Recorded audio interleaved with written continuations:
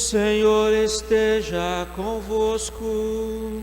Ele está no meio de nós. Proclamação do Evangelho de Jesus Cristo segundo João. Glória a vós, Senhor. Naquele tempo, muitos dos discípulos de Jesus que o escutaram disseram: esta palavra é dura, quem consegue escutá-la? Sabendo que seus discípulos estavam murmurando por causa disso mesmo, Jesus perguntou: isto vos escandaliza? E quando virdes o Filho do Homem subindo para onde estava antes? O Espírito é que dá vida, a carne não adianta nada. As palavras que vos falei são espírito e vida, mas entre vós há alguns que não creem. Jesus sabia desde o início quem eram os que não tinham fé e quem havia de entregá-lo, e acrescentou: é por isso que vos disse, ninguém pode vir a mim a não ser que lhe seja concedido pelo Pai. A partir daquele momento, muitos discípulos voltaram atrás e não andavam mais com ele. Então Jesus disse aos 12: vós também vos quereis ir embora? Simão Pedro respondeu: a quem iremos, Senhor? Tu tens palavras de vida eterna. Nós cremos firmemente e reconhecemos que Tu és o Santo de Deus. Palavra da salvação. Glória a vós, Senhor. Queridos irmãos e irmãs de casa, saúdo-vos diretamente desde a Igreja Catedral, a Igreja Mãe de toda a Diocese de Juína. E esta Igreja Mãe que ama a todos indistintamente. E vocês que estão em oração conosco, através do rádio, através da TV e de outros meios, fazem parte desta Igreja, o corpo de Cristo. Que Deus abençoe a cada um e a cada uma de vocês em vossos lares, em vossos sonhos, em vossos trabalhos. Também vos dê força na hora da doença, vos console na hora da dor. Queridos irmãos e irmãs aqui presentes, desejo, me parece, que aumenta a cada domingo em retornar, não é? Pela presença já expressiva, creio que não ainda ultrapassando os limites de nossos protocolos, mas gradativamente, de maneira sábia e prudente, vamos avançando e convivendo com esta realidade pandêmica. Pois bem, a oração de hoje,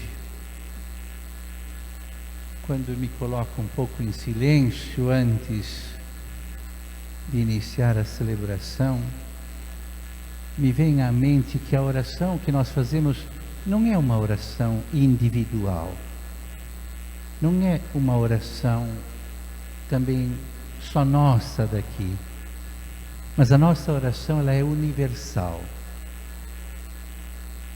Como não rezar com o Afeganistão? Nós vimos as cenas, vemos o desespero, vemos o sofrimento, e a ONU pede que as fronteiras do país sejam abertas para que as pessoas possam buscar um lugar de paz, de serenidade. No século XXI ainda nós vivemos esse tipo de comportamento. Será que a humanidade não está nos ensinando? Quanto mais se estuda, quanto mais se conhece, me dá a impressão que não aprendemos. O que é que move esse tipo de realidade? Como não rezar o Haiti? Um país tão massacrado, 11 milhões de habitantes. Em 2010, uns 250, 300 mil foram mortos. Agora passaram de 2 mil, tem muitos desaparecidos. Quanta desolação.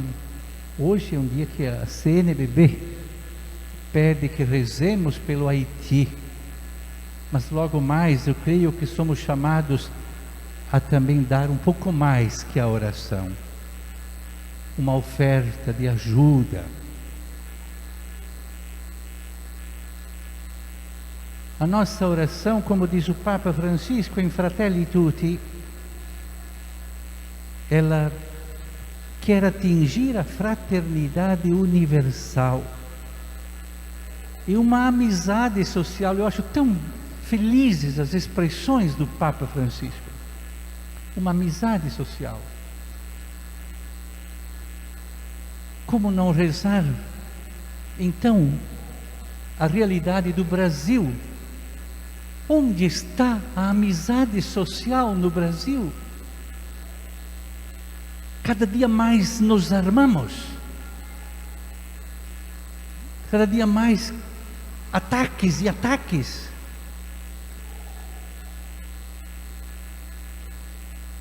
A democracia não pode dar algo melhor? E dentro disto, então, a nossa oração. E mesmo diante de tantas divergências, nós carecemos de um projeto nacional. Se a gente olha, desde 1500 fomos invadidos e nunca quisemos que o Brasil fosse um povo nacional, mas sempre quisemos que o Brasil fosse uma mina de exploração para enriquecer outros países. Diferente foi quando os ingleses foram para os Estados Unidos. Disseram: nós queremos aqui construir uma nação, um povo forte, um povo bom. E nós viemos há 500 e mais anos e nos enganando, mentindo que somos independentes, que não somos. Mentimos que somos uma república. Pobre república.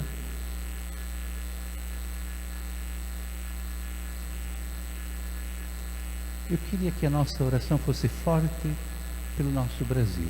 E não tenho como não manifestar a minha certa preocupação. Parece que a capacidade de diálogo está cada vez mais restrita, cada vez mais diminuída. E é o diálogo que vai nos ajudar. A amizade social que vai nos ajudar. A fraternidade universal que nos faz perceber que somos irmãos dos afegãos, irmãos dos haitianos, irmãos de todos os brasileiros.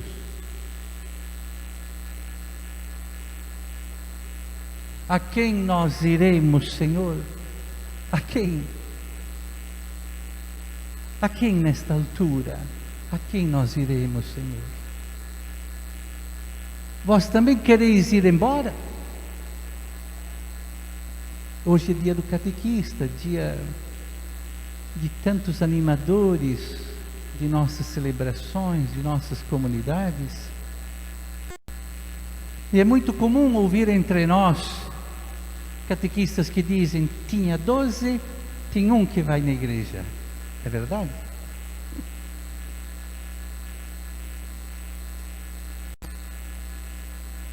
A quem nós iremos, Senhor? Mas depois vocês se dão conta que foram se retirando. Mesmo que Pedro tenha dito: a quem nós iremos, Senhor? Na hora do alto da cruz, Pedro não estava lá. Pedro não estava lá. Quem é que estava lá? A mãe que nunca larga do filho por nada. A mãe que não deixa o seu filho sozinho em nenhum momento. Ela estava lá. E estava ali João, que é chamado o discípulo amado, o fiel, o capaz de observar o sofrimento de Jesus e que não se intimidou, que não foi embora ao ver tudo que Jesus passou. Poderia ter fugido também, mas ele teve forças para ficar ali. Em nossas igrejas, quando na minha experiência de Conselvão, foi uma escola muito fantástica. Eu fui numa comunidade, ficamos 3 horas rezando missa, 3 horas, conversando, rezando e termina comendo. 5 pessoas, 6 comigo. Onde 2 ou mais, 2 ou 3 ou mais estiverem reunidos em meu nome, eu estarei no meio deles. Quando, lá no pico também da pandemia, tentamos chamar, os jovens pediram por uma reunião, e eram 3.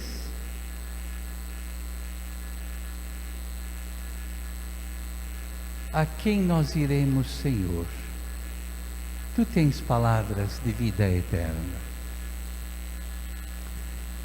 A expressão do patriarca, que assim chamei no início, a Josué, como Abraão, Isaac e Jacó, os patriarcas. Patriarcas são aquelas pessoas que vão avançando na idade e que permanecem na estradinha de Jesus. Podem envelhecer, mas não abandonam a Jesus, não largam a Jesus por nada. Mas havia ali também uma certa confusão. Se é verdade que faz mal servir a Deus, então, a quem vocês querem servir? Os deuses da Mesopotâmia ou outros deuses da Babilônia? Quanto a mim e minha família, disse Josué, nós serviremos ao Senhor. E vocês? Façam o que quiserem. Mas o recado ele deu. O patriarca deu o seu recado. E é nosso dever de darmos o recado. Qual é a verdade que nós seguimos? Qual é a verdade que nós queremos para todos e que venha ajudar a todos? Ah, mas eu saí da Igreja Católica porque encontrei Jesus não sei aonde. Tá bom. Ah, não, eu saí da Igreja Católica por causa do Papa, por causa do Evangelho. Saí da Igreja Católica por causa do bispo, por causa do padre. Uma vez eu fui rezar uma missa lá no interiorzão. E eu não vou anunciando, tocando cornetas, anunciando que estou chegando na cidade. Não precisa, Jesus nunca fez isso. E fui rezar uma missa na igreja, era dia de semana. Tinha 3, 4 pessoas. No dia seguinte, algumas mensagens se espalharam. E eu disse, de fato, eu estava aqui ontem e rezei na comunidade. Que pena, se eu sabia, teria ido na missa. E eu respondi assim, e eu vim aqui por causa de Jesus, e fui na missa por causa de Jesus, não por causa do bispo, não por causa do padre. Eu vou na missa por causa de Jesus, ou não? Por causa de Jesus. Então a quem nós iremos, Senhor? A quem nós iremos, Senhor? Tu tens palavras de vida eterna. Mas a segunda leitura eu tenho que dizer uma palavrinha, porque eu perguntei para aquela menina que está ali se ela entendeu. Porque Paulo, quando ele se criou e se educou, havia na época uma cultura de certa forma muito machista. Mulheres, sede submissas aos vossos maridos. Você gostou dessa? Só que em seguida está escrito assim: como no Senhor. Eu acho que a leitura do Novo Testamento a que mais apropria, que mais aperfeiçoa a imagem do casamento. Ser submissa a quem? A um santo. Como Cristo amou a sua igreja, que é a esposa, então você pode amar, pode ser submissa a um santo. Então tem que ser bonzinho. É verdade? Tem que ser bonzinho.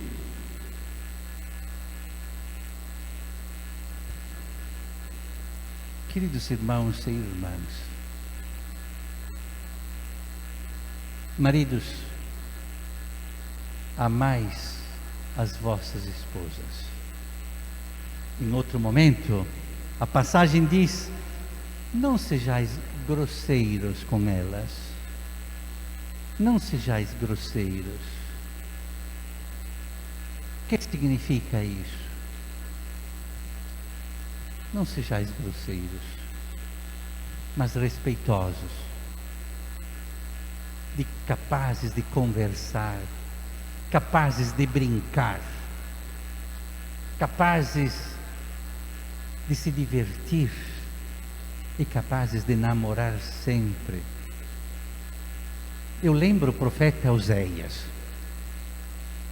Um certo dia aconteceu que Oséias também não estava tão bem no seu casamento. Ele descuidou. É como diz o meu padrinho: eu só tenho uma mulher, se eu não cuidar bem dela, eu vou ficar sem. E Josué disse: Deus me deu uma esposa e eu não fui capaz de cuidar dela, e perdi ela por uma outra pessoa. Depois ele diz: mas também não vai ficar assim. Eu vou à procura onde ela estiver e vou trazê-la comigo e vamos para o deserto para namorar tudo de novo, começar tudo de novo. Se um dia vocês têm a chance de olhar para essa passagem bíblica, vocês vão encontrar esta beleza que é o ensinamento da palavra de Deus.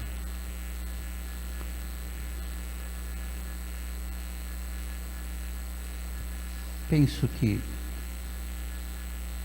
nós podemos meditar, ruminar durante a semana